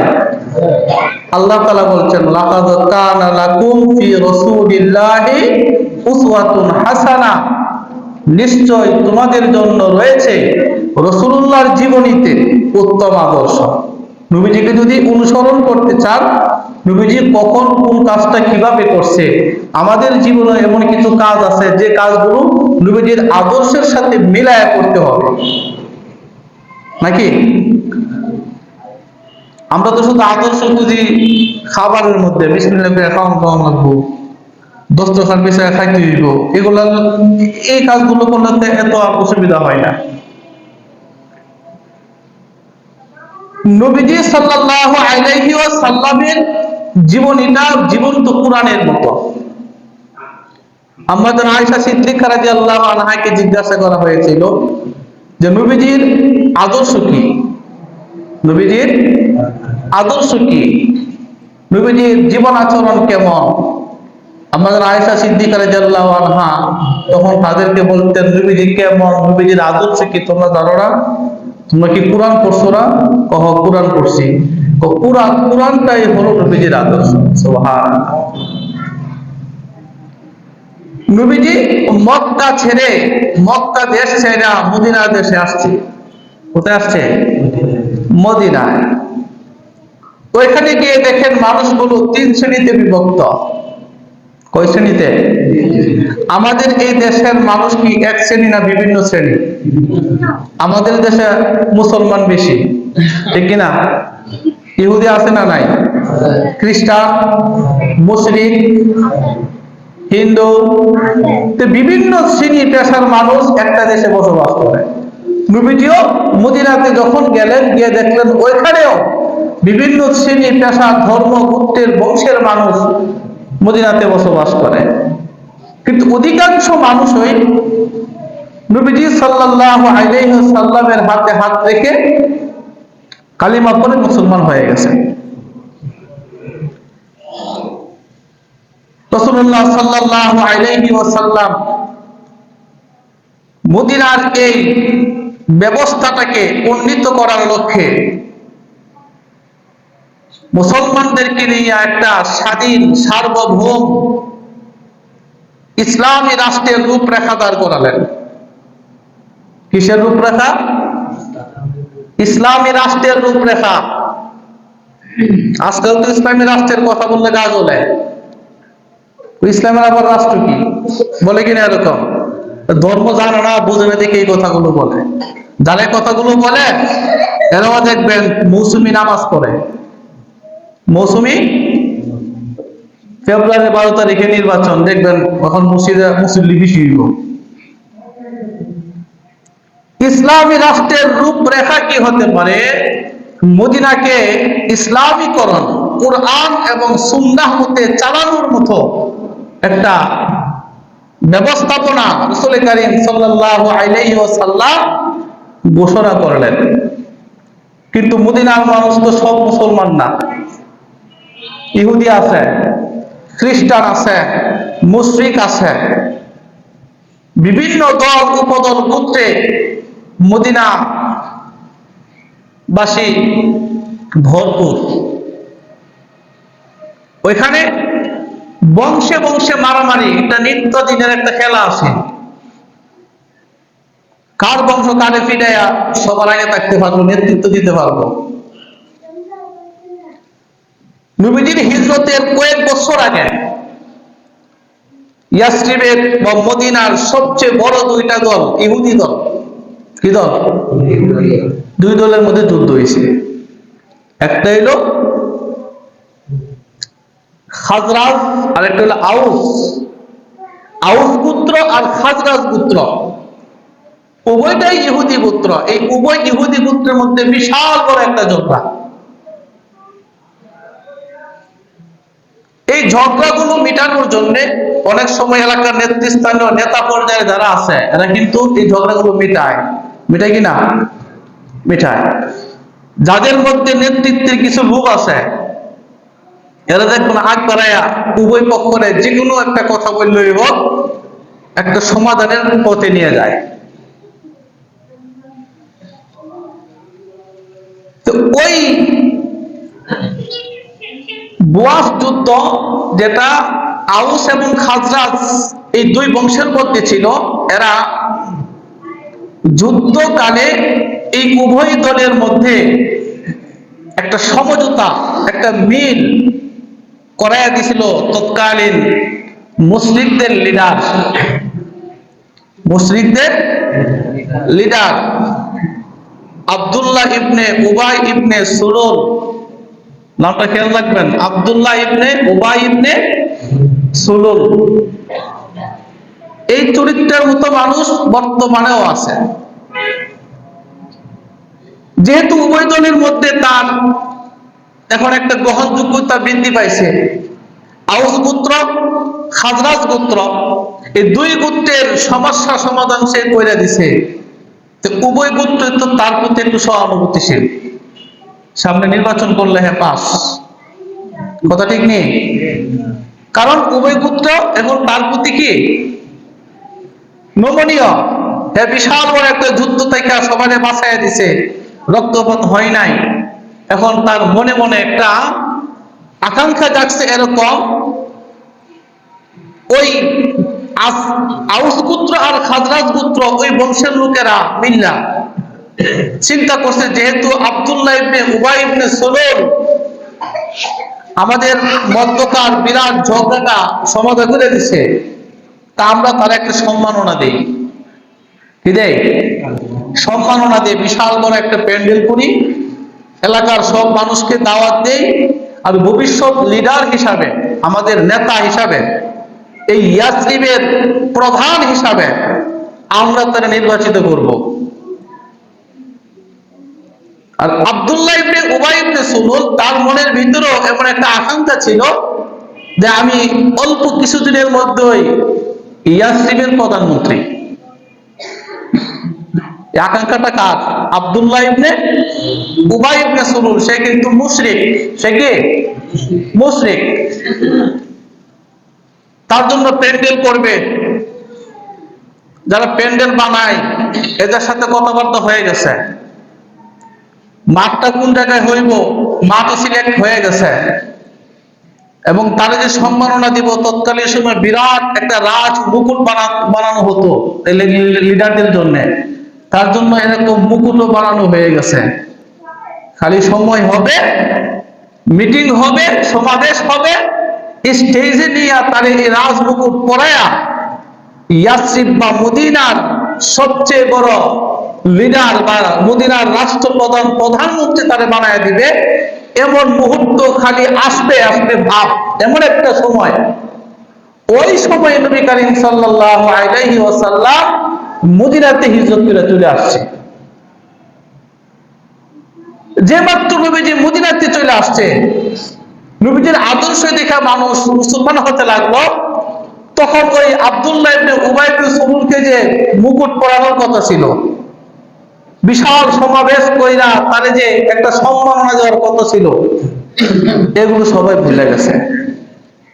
আর এই দিক দিয়ে আব্দুল্লাহ ইবনে উবাই ইবনে সুলুল মনে মনে রাখতেছে, নবীজির উপরে তার অনেক রাগ খুব, তার কারণে এই মুকুটটা নিতে পারলাম না, প্রধানমন্ত্রী আর হইতে পারলাম না।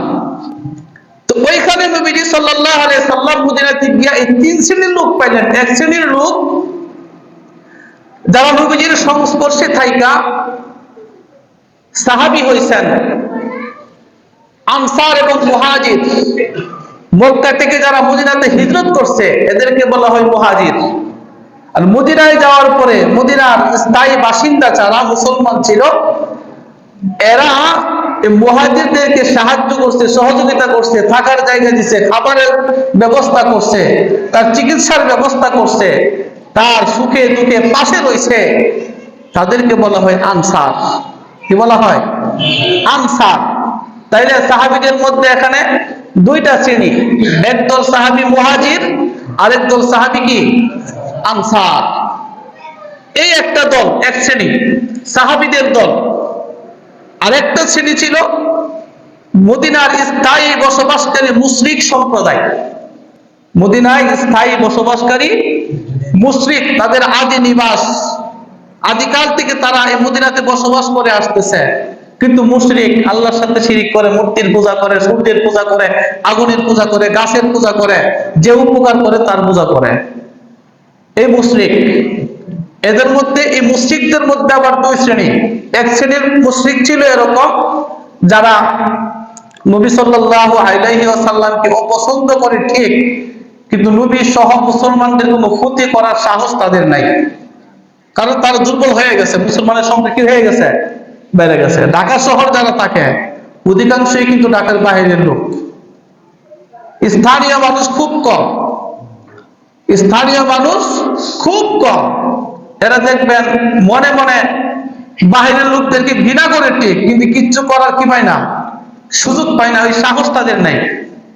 তো মদিনাতেও মুশরিক যারা আদি নিবাস, আগ থেকে বসবাস করতেছে, এই মুশরিকদের অন্তর্ভুক্ত একজন ব্যক্তি হলো আব্দুল্লাহ ইবনে উবাই ইবনে সুলুল।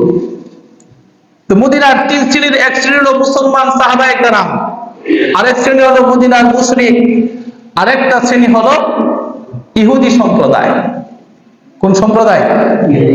ইহুদি সম্প্রদায়। আপনি খেয়াল করেন, আমাদের দেশ সহ সমগ্র পৃথিবীর রাষ্ট্রপ্রধানদের জন্য রাসূল সাল্লাল্লাহু আলাইহি ওয়াসাল্লামের এই প্রেক্ষাপটটা খুবই গুরুত্বপূর্ণ। রাষ্ট্র যেই চালাক, যদি রাসূলুল্লাহ সাল্লাল্লাহু আলাইহি ওয়াসাল্লামের এই প্রেক্ষাপট থেকে সবক নিয়ে রাষ্ট্র পরিচালনা করতে পারে, ওই রাষ্ট্রে কোনো খুনাখুনি, রাহাজানি, সন্ত্রাস, চাঁদাবাজি এগুলো চলবে না, হবে না। এক শ্রেণী হলো মুসলমান, আরেক শ্রেণী হলো মদিনার আদি বসবাসকারী মুশরিক, আরেক শ্রেণী হলো ইহুদি। এরা রোমান দেশ থেকে বিতাড়িত ছিল, বর্তমান ইটালি। এই ইটালির থেকে ওইখানকার রাজা বাদশাদের অত্যাচারে তারা ইহুদি তো এরা সব জায়গায় ঝামেলা করে, মারামারি করে। ইটালির বাদশা তৎকালীন সময়ে তাদেরকে ওই রোমান থেকে বের করে দিছিল। পরে এরা এই মদিনাতে আইসা বসতি স্থাপন করছে, একজন দুইজন তিনজন করে আস্তে আস্তে এদেরও মোটামুটি ভালো একটা জনসংখ্যা মদিনাতে বৃদ্ধি পাইছে। এরাও নবী সাল্লাল্লাহু আলাইহি ওয়াসাল্লামকে প্রচন্ড রকমের ঘৃণা করত। তো মদিনার তিন শ্রেণীর লোকের মধ্যে মুসলমানদের একটা গ্রুপ সাহাবায়ে কেরাম, আরেক শ্রেণী মুশরিক, আরেক শ্রেণী হলো ইহুদি। তিন শ্রেণীর মধ্যে সবচেয়ে নিকৃষ্ট প্রকৃতির মানুষ ছিল ইহুদিরা, আর সবচেয়ে উৎকৃষ্ট উত্তম সম্প্রদায় মানুষ হলো মুসলমানেরা। আর তৎকালীন মুশরিকরা ছিল মধ্যম পর্যায়ের। রাসূলুল্লাহকে ভালোবাসতো না ঠিক, কিন্তু মনে মনে নবীজিকে কি করতো? ঘৃণা করতো। এখন এই মদিনা রাষ্ট্র পরিচালনা করতে হলে এই তিন শ্রেণীর লোকের মধ্যে একটা সমন্বয় করা দরকার। রাসূলুল্লাহ সাল্লাল্লাহু আলাইহি ওয়াসাল্লাম তখন সাহাবায়ে কেরামদেরকে ডাকলেন, কি করা যায়? আনসার এবং মুহাজির, আগে সাহাবীদেরকে ডাকছেন নবীজি। সাহাবীদেরকে ডাইকা পরামর্শ করতেছেন, এক একটা দলকে এক এক সময় ডাকবেন। প্রথমে ডাক দিছে সাহাবীদেরকে, আনসার এবং মুহাজির। দ্বিতীয় পর্যায়ে মুশরিক, মদিনার আদি নিবাস যারা ছিল মুশরিক, তাদেরকে ডাকছেন। তৃতীয় পর্যায়ে ইহুদি সম্প্রদায় যারা ছিল তাদেরকে ডাকছেন। মত বিনিময় করছেন যে এই দেশটাকে সুন্দরভাবে আমরা সাজাতে চাই, এই দেশের মধ্যে শান্তি শৃঙ্খলা যেন বজায় থাকে, এরকম একটা ব্যবস্থা করতে চায়। তোমাদের পরামর্শ দরকার। রাসূল করিম সাল্লাল্লাহু আলাইহি ওয়াসাল্লাম সর্বপ্রথম যখন সাহাবীদেরকে ডাকলেন, সাহাবায়ে কেরাম রাসূলুল্লাহ সাল্লাল্লাহু আলাইহি ওয়াসাল্লামের ডাকে সাড়া দিলেন। আনসার এবং মুহাজির দুই দল, দুই দিকে। নবীজি তাদের মধ্যে ভ্রাতৃত্বের বন্ধন সুদৃঢ় করলে কি উপকারিতা এই বিষয়ে বয়ান করলেন। মুহাজিররা মক্কা ছেড়ে মদিনাতে আসছে, তাদের মা বাপ, জায়গা সম্পত্তি, টাকা পয়সা, খাবার দাবার, স্ত্রী সন্তান সাথে নাই, তারা তো এখানে একাকী অবস্থায় আছেন। আনসারদেরকে তখন বলছেন, তোমরা যদি তাদেরকে সহযোগিতা করো, সাহায্য করো, আল্লাহ তাআলাও তোমাদেরকে সাহায্য করবেন। সুবহানাল্লাহ। নবীজি তাদের মধ্যে ভ্রাতৃত্বের বন্ধনে আবদ্ধ করলেন। আনসার এবং মুহাজিরদেরকে উভয় দিকে ভাই ভাই বলে ঘোষণা করলেন। মদিনার সাহাবীরা মক্কার সাহাবীদেরকে সহযোগিতা করলেন, এমন ভাবে করছেন নবীজি এমন আইন করে দিয়েছে তাদেরকে যে কোন আনসার যদি মারা যায়, মুহাজিরকে যে আনসার সাহাবীর সাথে ভ্রাতৃত্বের বন্ধনে আবদ্ধ করে দিছে, যদি ওই আনসার সাহাবী মারা যায়, তাহলে আনসার সাহাবীর সম্পত্তিতে মুহাজির সাহাবীরও অংশ পাবে। তার মানে ভ্রাতৃত্বের সম্পর্কটা কি এটা খুব ঠুনকো বিষয় নাকি খুব মজবুত? কথা বলেন না কেন? খুব মজবুত ইমানি বন্ধন। রক্তের সম্পর্কের চেয়েও বিশেষ সম্পর্ক হলো ইমানি সম্পর্ক। রক্তের সম্পর্কের চেয়েও বেশি দামি সম্পর্ক হলো ইমানি সম্পর্ক। রাসূলুল্লাহ সাল্লাল্লাহু আলাইহি ওয়াসাল্লাম যখন সাহাবী, আনসার এবং মুহাজিরদের মধ্যে ভ্রাতৃত্বের সম্পর্ক গড়ে দিলেন, আনসারদের সম্পত্তিতে পর্যন্ত ওয়ারিস তাদেরকে বানায়া দিলেন। আনসার সাহাবীরাও আনন্দ চিত্তে কোনো বিদ্রোহ না করে নবীজির কথা মেনে নিলেন। মুহাজিরদেরকে সব দিক দিয়ে সাহায্য সহযোগিতা ওনারা করতে লাগলেন। সুবহানাল্লাহ বলবেন না? আমরা তো নিজের আপন মায়ের পেটের ভাইয়ের সাথে সম্পর্ক ঠিক রাখতে পারি না,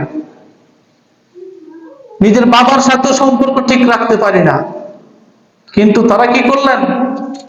ইমানের দিকে তাকায়া ইমানি সম্পর্কের কারণে আল্লাহ তাআলা তাদের মধ্যে এমন মহাব্বত, এমন ভালোবাসা সৃষ্টি করে দিলেন যে ভালোবাসাটা কিয়ামত পর্যন্ত থাকবে। আখিরাতে ভালোবাসার কারণে আল্লাহ তাআলা তাদেরকে জান্নাত দান করবেন। সুবহানাল্লাহ। একজন সাহাবী হযরত আব্দুর রহমান ইবনে আউফ রাদিয়াল্লাহু তাআলা আনহু, তার সাথে একজন মুহাজিরের সম্পর্ক গড়ে দিলেন রাসূলুল্লাহ সাল্লাল্লাহু আলাইহি ওয়াসাল্লাম। তিনি বলেন, আব্দুর রহমান ইবনে আউফ রাদিয়াল্লাহু তাআলা আনহু বলেন, লাম্মা কদিমনাল মাদিনাতা আখা রাসূলুল্লাহ সাল্লাল্লাহু আলাইহি ওয়াসাল্লাম বাইনি ওয়া বাইনা সাদ ইবনে রবি। তিনি বলেন, যখন আমরা মদিনাতে হিজরত করলাম, রাসূল সাল্লাল্লাহু আলাইহি ওয়াসাল্লাম মদিনার সাহাবী সাদ ইবনে রবির সাথে আমাদের দুজনের মধ্যে ভ্রাতৃত্বের বন্ধনে আবদ্ধ করে দিলেন। মক্কা থেকে হিজরত করেছেন আব্দুর রহমান ইবনে আউফ, মদিনার সাহাবী হযরত সাদ ইবনে রবি। এই দুইজনের মধ্যে রাসূলুল্লাহ ভালোবাসার সম্পর্ক করে দিলেন, ভ্রাতৃত্বের সম্পর্ক করে দিলেন। ভ্রাতৃত্বের সম্পর্ক করে দেওয়ার পরে মদিনার সাহাবী সাদ ইবনে রবি রাদিয়াল্লাহু তাআলা আনহু মক্কার মুহাজির সাহাবী আব্দুর রহমান ইবনে আউফ রাদিয়াল্লাহু তাআলা আনহুকে বললেন, ইন্নী আকতারুল আনসারি মালান ফাকসিমু লাকা নিসফা মালি ওয়ানজুর আইয়া যাওজাতাইয়া হাবিতা নাযালতু লাকা আনহা ফাইদা ক্বাল্লাত তাযাওয়াজতাহা।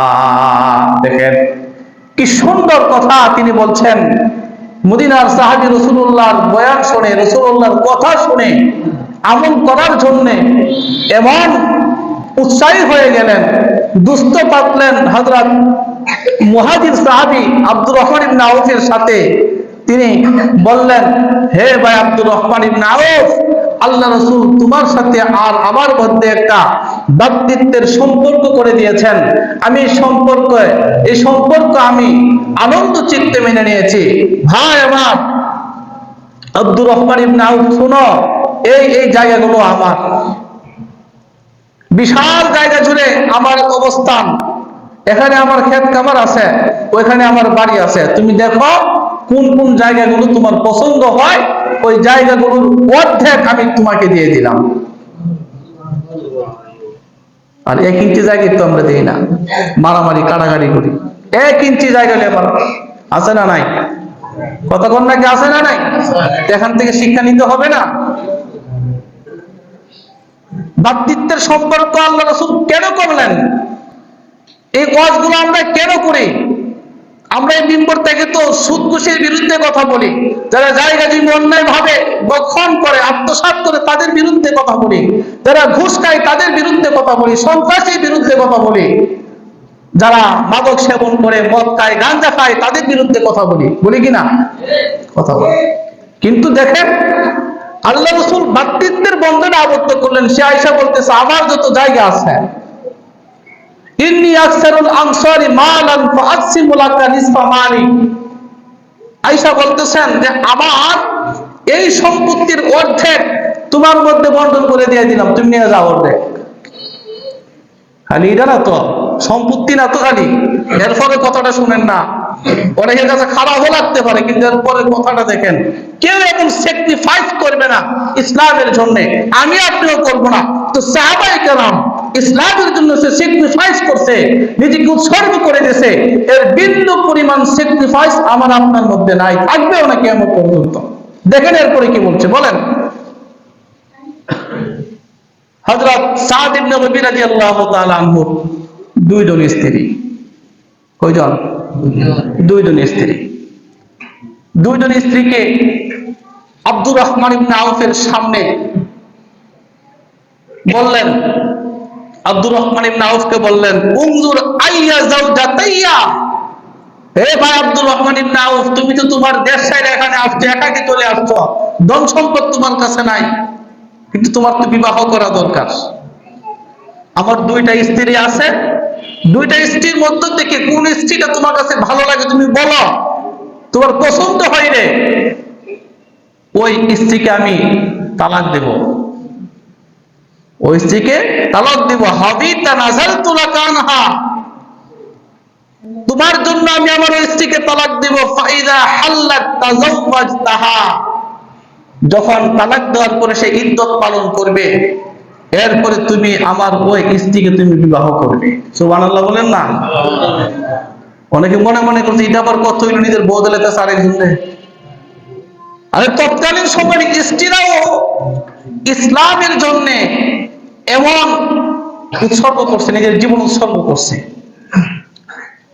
আব্দুর রহমান ইবনে আউফ রাদিয়াল্লাহু তাআলা আনহু তখন তার আনসার সাহাবীকে বললেন, লা হাজাতা লি ফি যালিকা হাল মিন সুকিন ফিহি তিজারাতান ক্বালা সুকু ফাতাইনুকা। তিনি বললেন, না, আপনার স্ত্রী বিবাহ করা আমার দরকার নাই, আপনি অনেক উদারতা দেখাইছেন, আল্লাহ তাআলা আপনাকে জাযায়ে খায়ের দান করুন। উনি স্ত্রী বিবাহ না করে বলছে সবচেয়ে ভালো হয় আমাকে একটা বাজার দেখায় দেন, বাজারে যাই। বাজার থেকে তিনি যাইয়া এই পরিবারের জন্য অনেক বাজার সদাই কইরা আইনা দিয়ে দিয়েছে। সুবহানাল্লাহ। এর কিছুদিন পরে আব্দুর রহমান ইবনে আউফ রাদিয়াল্লাহু তাআলা আনহু মদিনাতে আরেকজন আনসারী মহিলাকে বিবাহ করলেন। বিবাহ করে যখন তিনি বাজার থেকে আসতেছিলেন, তার শরীরের মধ্যে, চেহারার মধ্যে কিছু হলুদ রঙের একটা চিহ্ন দেখা গেছে। বিয়ের মধ্যে হলুদ দেয় না, কিছু হলুদ রঙের কিছু চিহ্ন দেখা গেছে, মানে ছেলে বিয়ে করছে এমন একটা চিহ্ন তার মধ্যে পরিলক্ষিত হয়েছে। فقال رسول الله صلى الله عليه وسلم تزوجت قال نعم। নবীজি এই সাহাবীকে জিজ্ঞাসা করলেন, ও আব্দুর রহমান ইবনে আউফ, তুমি কি বিবাহ করছো কিনা, তোমার মধ্যে তো এমন চিহ্ন দেখা যায়। আব্দুর রহমান ইবনে আউফ বললেন, নাম, জি হ্যাঁ হুজুর, আমি বিবাহ করেছি। দেখেন, নবীজির সাথে এরা হিজরত করছে, সাহাবী বিবাহ করছে, নবীজিরে জানাইছি না, নবীজিরে জানাইছি না। এখন থেকে শিক্ষাটা নেন না। এখানে যদি কেউ কোনো কারণে তার নিজের প্রয়োজনে বিবাহ করে আর কোনো কারণে যদি না জানায়, আমাদের সমাজে তার তো বাড়িতে জায়গা নাই, নেতা হইলে কি তুই আমার পূর্বী না, তুই বিয়া করছিস আমার জানাইছিস না, কবি কিনা এরকম। সাহাবী বলতেছেন, জি হুজুর, আমি তো বিয়া করছি। দেখেন নবীজি বিবাহ করলে বিবাহের হক আছে না নাই? নবীজি তখন বলতেছেন, কলা ওমান, কারে বিয়ে করছ? সাহাবী বলতেছেন, কলা ইমরাতান মিনাল আনসার, আনসারী একজন নারীকে আমি বিবাহ করেছি। তারপর নবীজি বলতেছেন, কলা কাম সুক্তা, বিবাহ যে করেছ মোহর কত দিছ? মোহর, সুবহানাল্লাহ বলবেন না? মোহর কতটুকু দিছ? মোহর যে যতটুকু দিতে পারবে, তার সামর্থ্য যতটুকু আছে এতটুকু তার মোহর দেওয়া লাগবে। মানে আমরা দিতাম পারি না 1 টাকা বা 1 টাকা দিয়ে বিয়া করা, মোহর দিলে যে 10 লাখ 5 লাখ দিতে পারে না, 2 টাকা ইনকামই করে না, দিব কেমনে? এমন হয় কি হয় না? এগুলো একটা জুলুম, এই পোলার প্রতি একটা জুলুম। এগুলা যে দিতে পারবে এমন মোহর নির্ধারণ করতে হবে। তখন সে বলছে, দেখেন, কলা জিনাতা নাওয়াতিন মিন যাহাবিন আও নাওয়াতান মিন যাহাব, হুজুর আমি কিছু খেজুরের আটি পরিমাণ, খেজুরের একটা আটি আছে না, একটা খেজুর যতটুকু খেজুর হয় একটা আটিতে, একটা আটিতে যতগুলো খেজুর হয়, 1 আটি পরিমাণ স্বর্ণ আমি তার মোহর দিয়েছি। সুবহানাল্লাহ। তার মানে আব্দুর রহমান ইবনে আউফ বড় লোক আছেন, সাথে যা নিয়ে গেছে মোটামুটি ভালো দিন চলতে পারবো, অনেক বড় লোক আছেন। তখন নবীজি বললেন, ক্বালা লাহুন নবী সাল্লাল্লাহু আলাইহি ওয়াসাল্লাম আউলিম ওয়ালাউ বিশাতিন, বিয়া তো করছ, মোহর দিছ, তা আমরা কিছু খাওয়াইতা না? সুবহানাল্লাহ বলেন।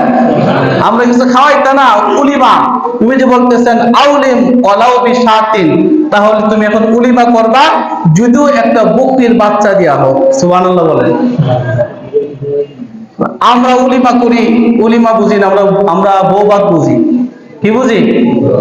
উলিমা হলো বিবাহ পরবর্তী সময়ে ছেলের বাড়িতে যে অনুষ্ঠান করা হয়, খাবারের অনুষ্ঠান, ওইটাকে বলা হয় উলিমা। এটা করা সুন্নত, এটা করা কি? কিন্তু আমরা এই সুন্নতের নাম দিয়ে করি ব্যবসা। কথা ক্লিয়ার নিকন, সত্য কথা নিকন। এই সুন্নতের উলিমার নাম দিয়ে কি করি? এটা কি কয় না, এটা একটা ব্যবসা। ওই যে টিভি লিয়ে বই টেয়া পয়সা না দিলে আবার লিখা টুকা তো হয়, সামনে যদি দাওয়াত দেখানো যায় তো আমরা টেয়া দিছে না, এমন হয় কি হয় না? ওইটা উলিমা হইতো না, এটা ব্যবসায়ী। এখন যত হইলো এটা নিয়ে ব্যবসা করে, 10 দিনে দিন একটা ব্যবসা করে, 40 দিন হলে এক ব্যবসা করে, হ্যাঁ, আকিকা দিন ও ব্যবসা করে, মানে প্রত্যেকটা ক্ষেত্রে ব্যবসা। যদি ব্যবসা না থাকতো তাহলে এই অনুষ্ঠান বলবে না। সুন্নত যেটা যেভাবে পালন করা দরকার ওইভাবে পালন করলে সুন্নত, ব্যতিক্রম করলে সুন্নত পালন হবে না। বলা হয়েছে জন্মের 7ম দিনে আকিকা করতে হয়, 10 দিনে বা 21 দিনে আকিকা করা লাগে।